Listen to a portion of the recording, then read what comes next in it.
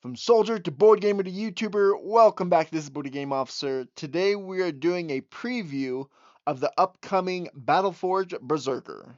You are a warrior, reborn from the wrath of Fenrir, rising from the Valhalla, not for glory, but for vengeance. Strike down biomechanical monstrosities, face the Ironborn gods, and unleash your fury in a desperate war to bring Ragnarök back on track, or die trying. The champions are the greatest warriors of Midgard, the realm of men, and use their experience to maintain a constant flow of battle, using their actions strategically in order to bring the fight to its glorious end. As the battle goes, champions also receive boons that make their actions more versatile and more efficient. Champions have also been blessed with a power tainted by Fenrir's blood, causing their fury to become strength and connect them with the beast within. The more champions destroy creatures, the angrier and stronger they become, and thus closer to changing into their berserk forms.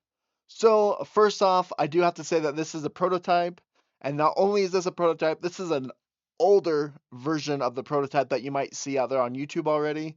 Just as a caveat, I don't have the cool miniatures yet, but what this video is all about is just to get you to understand what this game is about. So this is a 1 to 4 player cooperative boss battler where you're going to go up against these Norse gods that have become this biomechanical monstrosity. Basically, it's Norse god mixed with steampunk type of theme. So overall, in this game, you're going to pick a hero, and then you're going to pick a berserker form. Once you have those picked, you place your berserker form face down until you gain enough fury to flip that berserker form card over. That gives you more abilities, and then you can continue up your track, continuing to upgrade your character. You're going to be fighting against the Norse god, but as you can tell, there are 6 symbols on this Thor miniature. You are going to have to destroy each 6 of these sides. As you can see here, this is this board here. Each side is represented by a symbol and a color, and you'll have to defeat each individual side. In the final game, of my understanding, they will be able to pull these out, so you know when, at least they had talked about that you could actually pull that little tab out so you know which sides are defeated already as you go in. Anyways, so you're going to be your character against these boss. The boss is going to have all these little minions across the board here. Like I said, I only got the standees. I don't have the cool miniatures that the berserk form like kind of comes out of. I'll show the picture here, and I'm sure you saw it earlier as well during the intro. But to lose, you're going to have a second death. So one character can die. He will be resurrected back up to full health. And then if any other character dies the second time, that is when there's a failure. Or there's also a time track, as you can kind of see here at the top of the boss and minion board here. This is also the time track. Once it comes to the end there, that is also a loss. So that's 12 rounds that you get.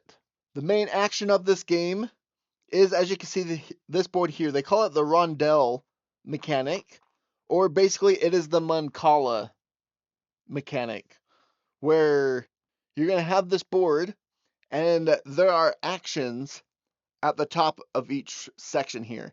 So that is, as you can tell, what is an attack action, a melee attack. If I take 2 dice, that means or 2 cubes, not dice. If I take these 2 cubes and do this action, I get to roll a 2-die attack. And then, like the Mancala or the Rondelle mechanic, you place 1 cube in that clockwise manner to continue to add up there. You've got attacks top and bottom, you've got healing and ritual, and then you got defense and re-rolling that you can do. Those are your Rondelle actions. Then also, each hero is going to have an ability there at the bottom that is going to be specific towards it, and it's going to have an upgrade that you start with. That is going to be unique. And then also, on the Berserk form, so this is the Link shade, he's also, once you flip that card over and get enough fury, you will have that action as a possibility as well. You'll have 3 cubes on your card. You could use that ability 3 times by spending it. So it's not just a one-time action, you do have 3 cubes, or basically 3 times to use that ability, and you could do rituals to gain more of those back. So you could do more of them. Also, as you notice, there's some notches up here on the top there. That is a place where as you upgrade, you will place those cubes in those slots, and as you can see, that grants you a green die, a red die, or more movement anytime you move. So there are 2 main phases to this game. There's the champion phase and then the enemy phase. Pretty straightforward there. The champion phase, you get 3 separate different actions. You could do 3 Rondelle actions, as we've already gone over real quick. There's attack, kill, ritual, reroll, and defend. Reroll and defend are both actually reaction actions, so they do not count as part of your 3 actions, but it is one of the things on your board, so I just wanted to mention that. But during your action is either attack, heal, ritual, or move. To move, as you notice when we talked about, there's no movement. You can move you could use any of them to move, no matter what section it is in. Also, as an action, you can relocate cubes, up to 2 cubes into one, from anywhere to anywhere. So if you really want to power up an attack, you can take 2, put in there, so you got 5 cubes, so now you have a 5 dice attack. Or maybe you need to heal that much. Or maybe you need to defend that much, right? So that action is to relocate. Also, because facing really matters for the minion or for the boss, for an action, you could taunt the boss, which will make him face that character, whoever taunted him, so as to kind of turn him around and help other people kind of attack the side that you need attacked. And then the abilities that we talked about with your hero and your berserker form, those are going to be free actions.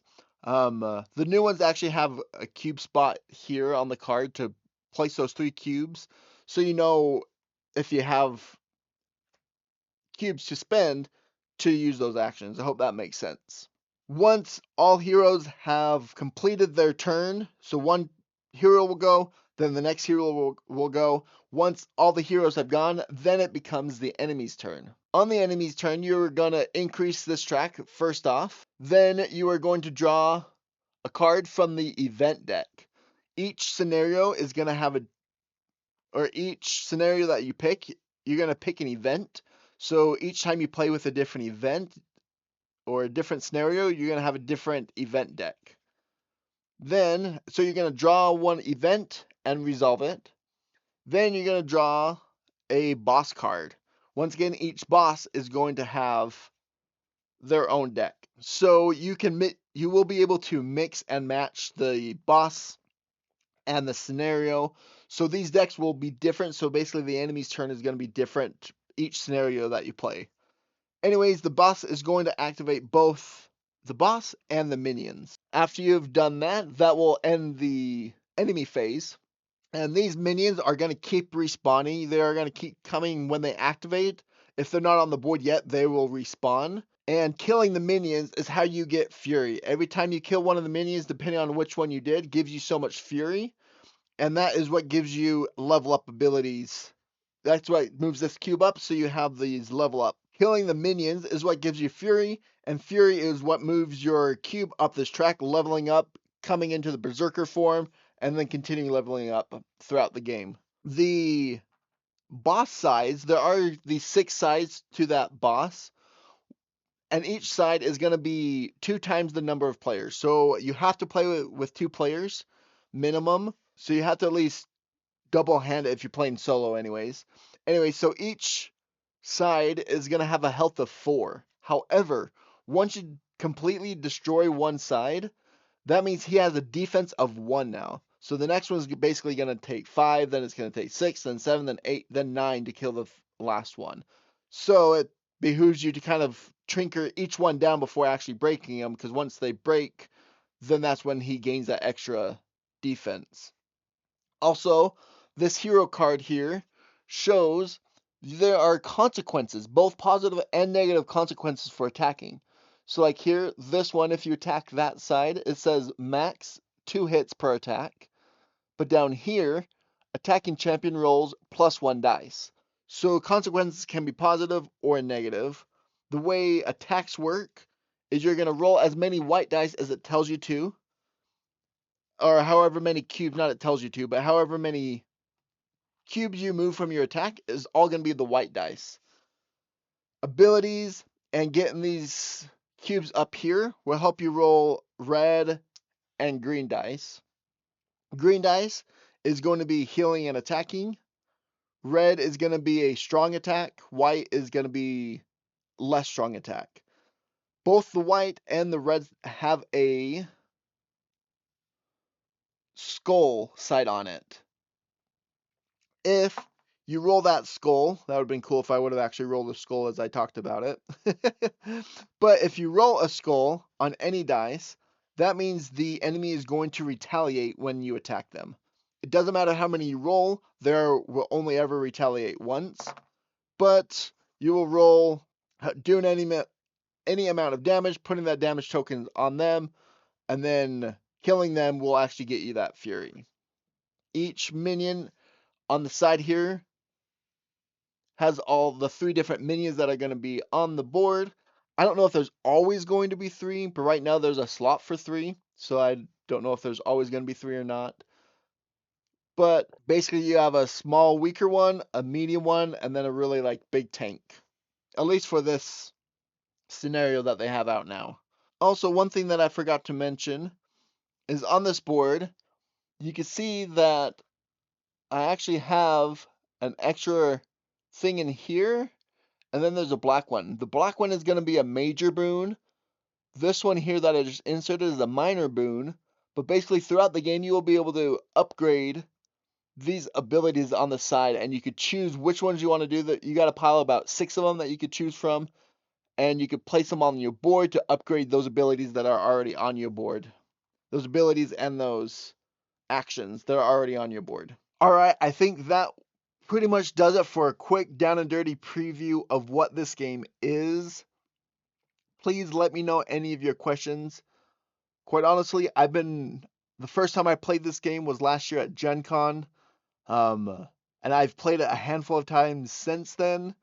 I've gave them feedback and everything for this game, so if you have any questions, please let me know, and either I could find the answer for you, or either I have the answer or I can find the answer for you, hopefully. But nope, I am excited for this game, but this is not a review, this is just a preview.